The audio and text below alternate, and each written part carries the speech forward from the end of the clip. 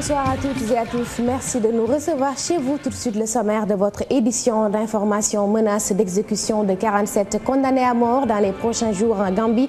Les défenseurs des droits de l'homme montent au créneau, brandissent la canne de la dissuasion et comptent sur la communauté internationale pour faire reculer le président gambien Yaya Jammeh. Comment faire reculer la criminalité au Sénégal? Pour le député Seydina Issa Fall, il n'y a pas mille solutions. Il suffit juste de faire revenir la peine de mort.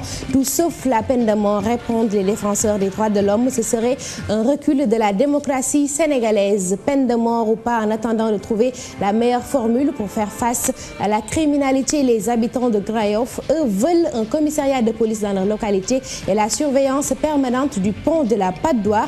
Entre absence d'éclairage public, promiscuité et insécurité à Grand Yoff, on ne vit presque pas à la nuit. À Wakhinane Nimzat, on ne boit pas aussi car on a soif.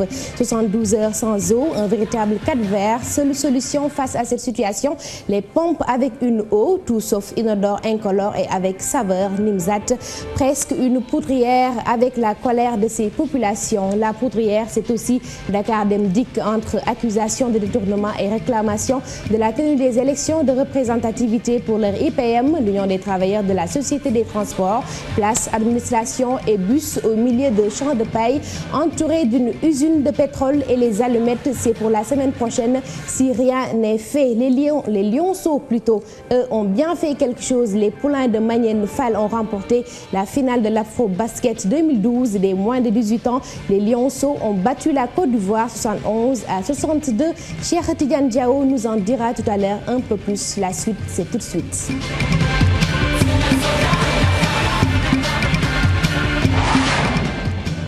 Bonsoir à toutes et à tous et bienvenue sur la télévision Futur Média. La criminalité intéresse l'Assemblée nationale sénégalaise. Pour le député Seydina Fall, il faut la réintroduction de la peine de mort pour faire face à la recrudescence de la criminalité. Une proposition qui ne semble pas convaincre les défenseurs des droits de l'homme.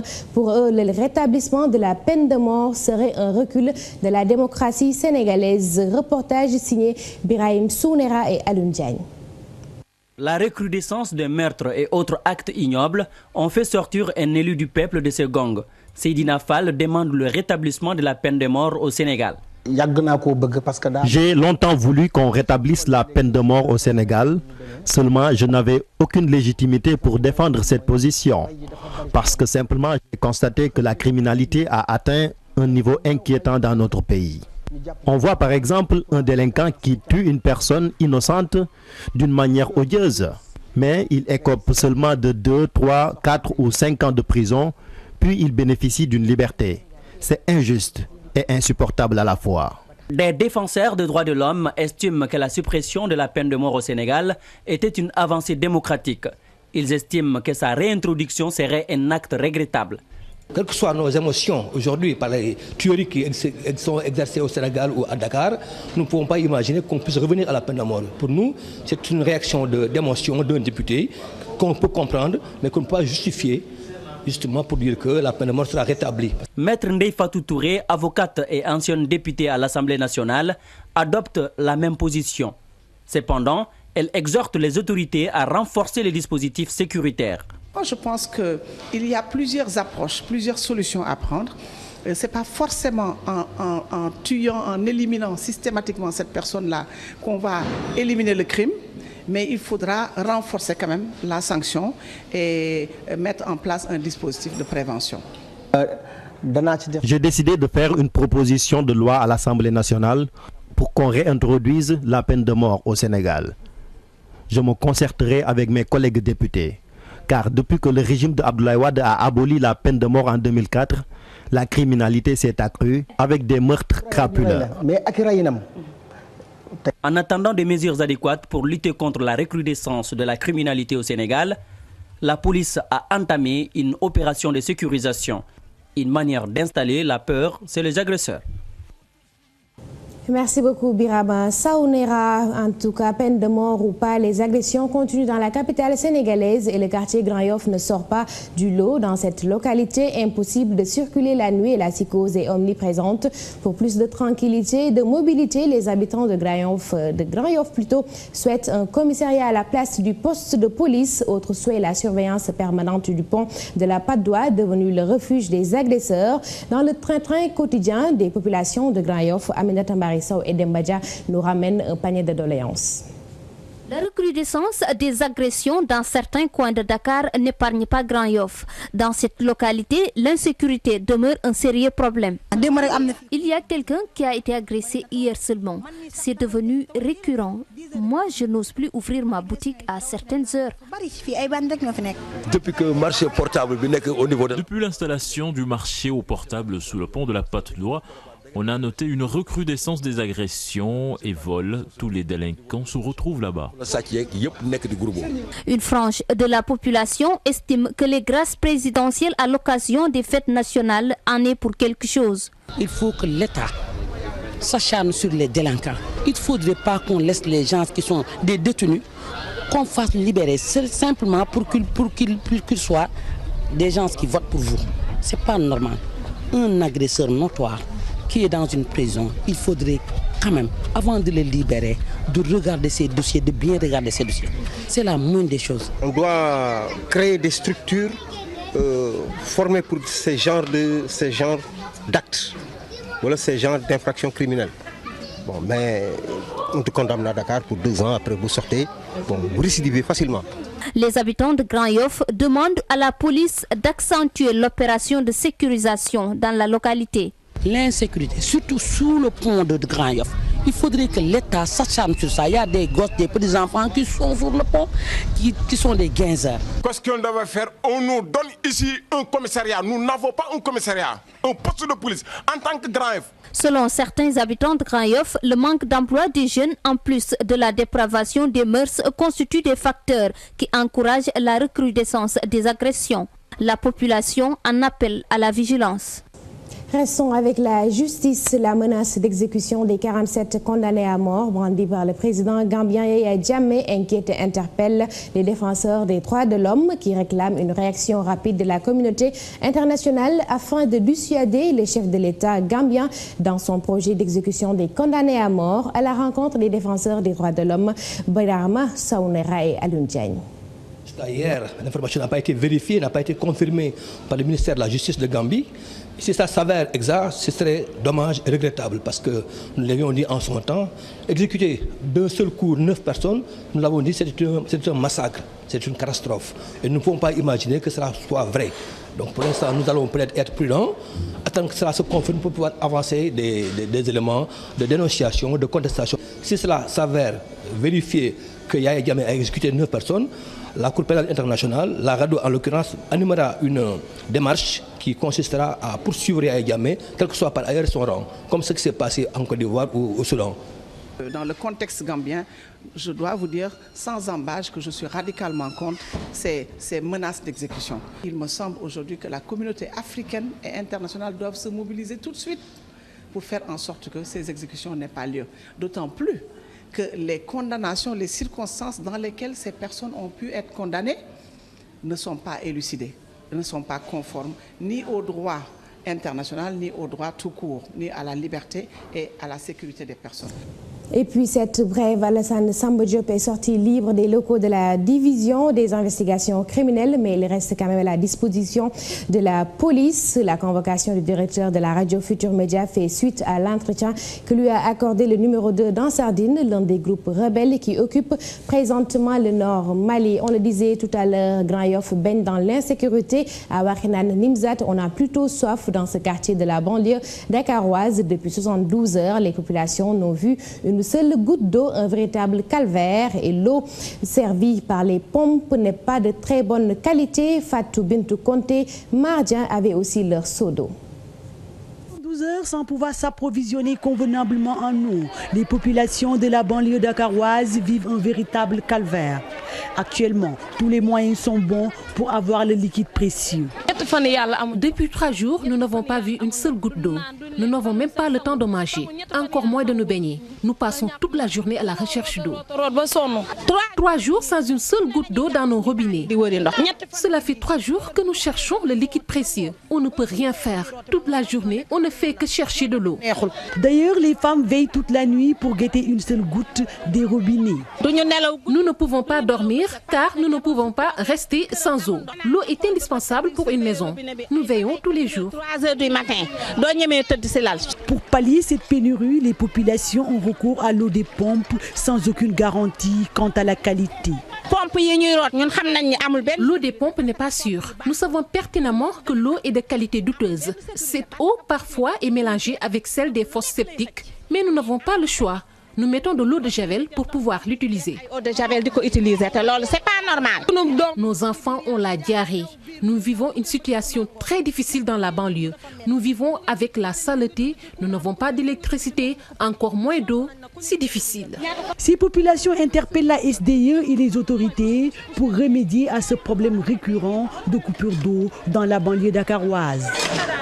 De l'eau Dakar Dem Dikk en aura aussi besoin pour éteindre les flammes qui risquent de sortir de sa poudrière, une poudrière attisée par des détournements et des doléances. L'Union des travailleurs de la société de transport accuse l'administration de leur entreprise de détournement de fonds et d'objectifs. La direction générale et la direction des ressources humaines sont aussi accusées de mauvaise gestion sur les élections de représentativité pour plutôt l'IPM. Les syndicalistes se font menaçants si elles ne se tiennent pas la semaine prochaine. Les autorités sénégalaises peuvent s'attendre au pire. Mamadou Goudiaby est le secrétaire général de l'Union des travailleurs de Dakar Dem Dikk. Il est avec Nafissatou Sila et Atanarba. Constatez qu'au niveau de l'économie c'est comme une coopérative de denrées. Là où les travailleurs sont servis en denrées de première nécessité. Le chef de service social qui a à charge de gérer l'économie augmente les prix de chaque denrée et le coupe sur le salaire des gens, au lieu de le reverser. Pourquoi? On ne sait pas. La gestion de l'IPM est caractérisée par un groupuscule d'individus de 4 ou 5 personnes entourés d'un collège de délégués de l'IPM qui depuis 12 ans sont là. Ils ne veulent pas qu'il y ait des élections de changement. Alors ils veulent rester sous prétexte qu'ils seront couverts par l'État alors qu'ils ne savent pas que l'État est là pour tout le monde. Aujourd'hui, plus de 20 millions ont été engloutis par des primes exceptionnelles. Des primes que la loi même refute. Parce qu'en matière de gestion d'IPM, c'est du bénévolat. Dakar Dem Dikk, pendant tous ces jours, sera une poudrière. Si jamais on met le brin d'allumette, tout va exploser. Nous voulons que tout passe par les intérêts des travailleurs et de l'entreprise. Que l'on respecte la volonté des travailleurs qui veulent aller aux élections. Nous attendons le jeudi. Un syndicat qui tape sur la table, une association qui voit le jour. L'Union nationale des provendiers du Sénégal est née. Les membres de cette association veulent créer d'ici 2020 près de 200 000 emplois, mais aussi assainir le milieu de la filière avicole. Écoutons Claude Demba Diop, directeur général adjoint de NMA Sandoz, au micro de Ousseynou Thiam et Ababakar Kamara. Vous avez souvenance, en 2005, il y avait eu une grippe aviaire au Sénégal. Et de cette grippe aviaire, l'État sénégalais avait pris la mesure radicale, c'était celle de fermer les frontières. On s'est dit, il faut qu'on se regroupe, parce que c'est l'union en fait qui fait la force. Si aujourd'hui nous voulons peser de toutes nos forces sur les accords de l'OMC et aider l'État sénégalais à refuser toute forme d'importation de produits, parce qu'aujourd'hui on ne peut plus parler de grippe aviaire, mais il faut développer ce secteur, parce qu'il y a non seulement un enjeu social, parce qu'en termes d'emploi, aujourd'hui on peut à l'aise dire qu'il y a au moins 30 000 personnes qui interviennent dans ce secteur. En termes de sécurité alimentaire, on dit aujourd'hui qu'il faut combler le gap. Restons avec les entreprises sénégalaises et parlons économie. La multiplication des absences dans les bureaux fait perdre des milliards à notre économie. Malgré le nombre de jours fériés très élevé, les Sénégalais s'absentent de leur lieu de travail de plus en plus. Une situation vécue difficilement dans le secteur privé comme public. Reportage Louis Sarr, Alioune Badara Diagne. Lendemain de chaque fête, reprendre le travail n'est pas évident, ce qui engendre de nombreuses absences dans les services. Au Sénégal, l'absentéisme dans le public comme dans le privé est devenu une tradition. Il y a des causes qui sont liées à la législation du travail, donc ça c'est des choses normales. Il y a des choses d'ordre culturel, parce que la culture sénégalaise est ainsi faite.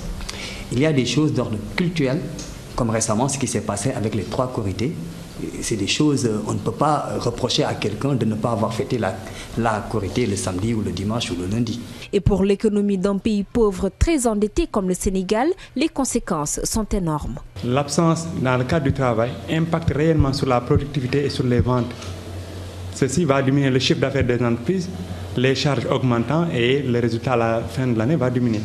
Donc il est important aujourd'hui qu'au niveau du Sénégal, que le travail soit effectif. Plus ce temps de travail est effectif, plus en réalité ça augmente le chiffre d'affaires créé, ça augmente la richesse au sein des entreprises. Depuis un certain temps que l'économie sénégalaise ne se porte pas bien.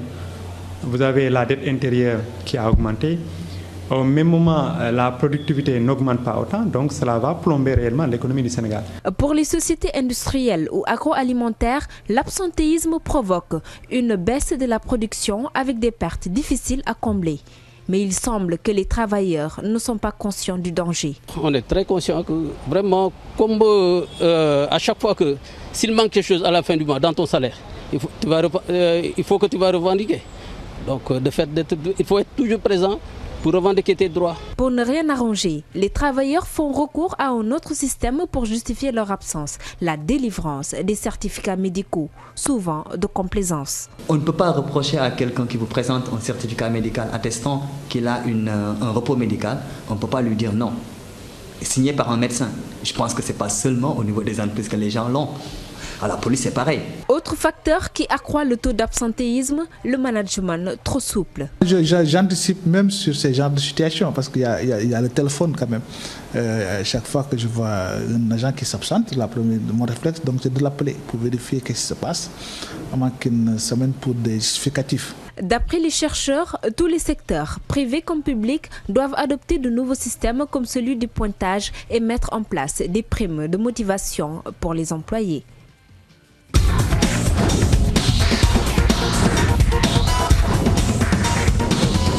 Alors, on se croise dans Yeoulen, on se retrouve sur le plateau de l'incontournable. Lui, c'est Cheikh Tidiane Diao. Cheikh Tidiane, bonsoir. Bonsoir à Soumben Dioub. C'est parti pour la page des sports. Le Sénégal, sacré champion d'Afrique. Historique à Soumben Dioub. C'est la première fois donc que le Sénégal est sacré dans cette catégorie.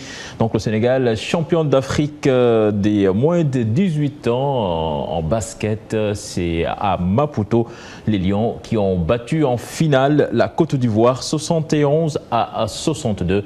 Rappelons que cette équipe nationale du Sénégal se qualifie par la même occasion. C'était déjà acquis même depuis les demi-finales. Le Sénégal qui se qualifie pour les mondiaux de cette catégorie. Ce sera en 2013 à Prague. Nous parlons de football. On connaît depuis hier la liste des Lions devant affronter la Côte d'Ivoire en match aller des éliminatoires de la CAN 2012. Donc une liste composée de joueurs cadres qui ont disputé la CAN 2012 en Guinée équatoriale et l'ossature de l'équipe nationale olympique du Sénégal. Mais pour Moustapha Seck, le meilleur 11 de départ, c'est celui qui est dans la tête de l'entraîneur Joseph Koto. Je vous propose de l'écouter. Il est au micro de Sayer Ansa Diop. Même si certains disent qu'il faut prendre tel ou tel, je pense qu'aujourd'hui, s'il faut dire vrai, l'équipe sénégalaise qui va affronter la Côte d'Ivoire restera des éléments, des joueurs, des internationaux du pays. Mais l'équipe type qui va jouer contre la Côte d'Ivoire, ce sera le cocktail que va nous présenter les entraîneurs en place, à savoir Joseph Koto et son adjoint Abdou Karim Diouf. Ce match donc qui est prévu le 8 septembre pour la manche aller avant le retour ici à Dakar. Football en Europe avec l'Angleterre qui a joué une partie de sa deuxième journée avec en ouverture Manchester United qui s'impose pour la première fois de la saison. C'était face à Fulham avec l'ouverture du score, le but égalisateur signé Robin van Persie donc, qui marque son premier but sous ses nouvelles couleurs. Donc Robin van Persie déjà décisif. Un match âprement disputé donc l'autre grand de ce championnat anglais, Chelsea.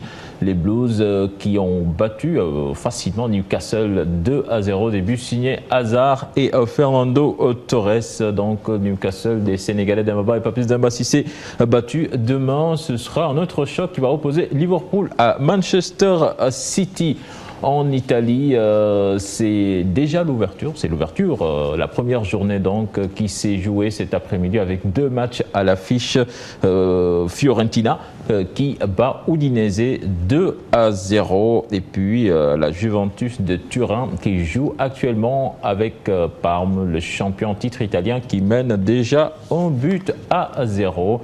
Le Milan entre en lice demain. En Allemagne, c'est le Bayern de Munich donc qui prend déjà les commandes avec une nette victoire en déplacement face à Greuther Fürth, donc en promu, battu 3-0 chez elle. Début signé à Mandzukic, la nouvelle recrue de cette équipe du Bayern. Également, un but signé Thomas Müller et Arjen Robben, donc qui permettent à cette équipe du Bayern de l'emporter facilement. En France également, on a fini de jouer les matchs du jour avec Lille qui obtient le nul 2-2 à Nice. Rennes qui bat Bastia 3-2. 3 Lorient font match nul, 2 buts partout. Toulouse qui s'impose en déplacement à Nancy 1-0. Valenciennes qui bat Ajaccio de Ricardo Fati 3-0. Et puis Reims, la nouvelle formation de Pape Diaye Souré qui s'impose dans les ultimes secondes face à Sochaux 1-0. Retour chez nous pour parler de lutte à présent avec ce différend qui oppose promoteurs, lutteurs et CNG. Certains citoyens se prononcent là-dessus. Pour eux, il est normal que les cachets dans l'arène atteignent des chiffres tels que 100 à 150 millions de francs CFA. Suivons ce micro-trottoir réalisé par Abdelaziz Ndiaye et Diatou Ndiaye. Moi, je trouve que 75 millions pour un lutteur de haut niveau, ce n'est rien du tout. Parce que souvent, leurs maisons sont hyper fréquentées. Et ça, ce n'est pas gratuit. Ils ne peuvent pas vivre exclusivement de leur cachet. Moi, je pense que le promoteur joue au plus malin. À chaque fois, ils disent qu'ils perdent après chaque combat. Mais ce n'est pas vrai. Même si c'est le cas, c'est inhérent au travail. Les billets d'entrée coûtent très cher. Moi, j'ai payé 25 000 francs pour un combat. Qu'ils voient du côté des sponsors pour mieux s'en sortir. Qu'ils essayent de s'entendre, car les 3 entités vont ensemble. La lutte a besoin du CNG, des lutteurs et des promoteurs. Le meilleur, c'est qu'ils s'assoient autour d'une table, essayer de discuter, essayer de trouver un issue par rapport à ça. Mais je pense que le fait aussi de diminuer le cachet du lutteur, bon, ça ne fait pas l'affaire des lutteurs. Ici, on est au Sénégal, il n'y a pas de boulot, tout ça. Maintenant, pour permettre aux lutteurs d'avoir quelque chose à gagner, je pense qu'ils devaient laisser le cachet comme il est, quoi. Oui, à 100 millions, pourquoi pas à 150 millions. Voilà, donc c'était un micro-trottoir réalisé par Abdelaziz Ndiaye et Diatou Ndiaye à semaine avant de boucler donc cette finale de handball chez les hommes. Djaraf Asfa, Saltigué, Diamonon chez les dames. Donc nous y reviendrons avec les résultats demain avec notre reporter Cher Sadibou Diara. Voilà, c'était tout pour la page des sports. Merci beaucoup, Cher Tidiane. Merci beaucoup. Et puis, Cher Tidiane qui reste avec nous pour nous accompagner dans le monde de Rokhaya Dabandaou, une femme au monde bien spécifique, nouvellement élue chef de quartier de Dieuppeul, l'une des premières femmes à occuper cette fonction, compte bien s'investir et suivre les pas de son père qui aussi pendant plus de 20 ans a été chef de quartier dans l'univers des hommes. Une femme, Rokhaya Dabandaou, et 2 autres femmes à Tanarba, Nafissatou Silla, pour faire sa connaissance.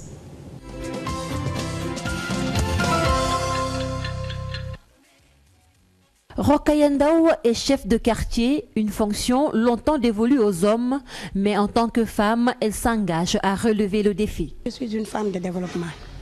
Je suis dans les ONG, dans les réseaux et des associations.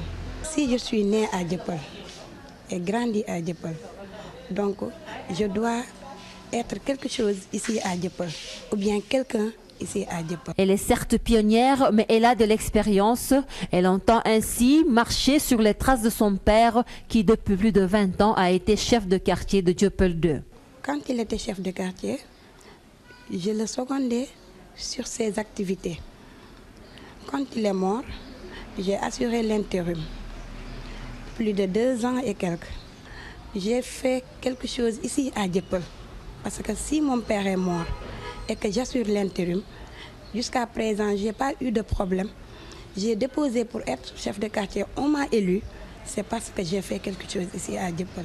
Daba, comme l'appellent affectueusement ses proches, est parfaitement consciente des attentes du quartier. Elle décline ainsi sa feuille de route. Je veux aider les femmes parce que je sais que ce sont des femmes de développement. Il y a des bacheliers qui sont là. Il y a des maîtrisards aussi qui sont là. Chômeurs qu'ils sont, vraiment, je veux vraiment qu'on m'aide sur ça. Le commissaire de Dieuppeul, s'il m'entend, je le sollicite pour qu'il vienne m'aider sur la violence, la drogue et les agressions. Surtout, je veux aussi que la mairie m'aide sur la lumière, les égouts et surtout les rues. Cette native de Dieuppeul est aujourd'hui âgée de 47 ans. Elle affirme s'être forgée à partir de certaines références. Il y a 3 femmes qui m'ont inspirée pour être chef de quartier. Il y a Amsatou Sidibé, qui est mon amie. Il y a aussi Aminta Mbengue Ndiaye, qui est ma mère préférée. Il y a aussi Fatou Sarr. Si je suis chef de quartier aujourd'hui, c'est quelqu'un qui m'a poussé depuis longtemps. C'est le professeur Serigne Diop. Depuis toujours, le chef de quartier est désigné par le maire de la commune d'arrondissement. Daba Ndao, elle, a été choisie après élection, un exemple à suivre par toutes les communes d'arrondissement. Merci beaucoup Nafissatou Silla, femme chef de quartier à Dieuppeul, femme présidente de la République au Sénégal. C'est pour bientôt, qui vivra verra. C'était tout pour ce soir. Passez une bonne soirée et vous dire, c'est toujours un plaisir de vous servir. Bonsoir.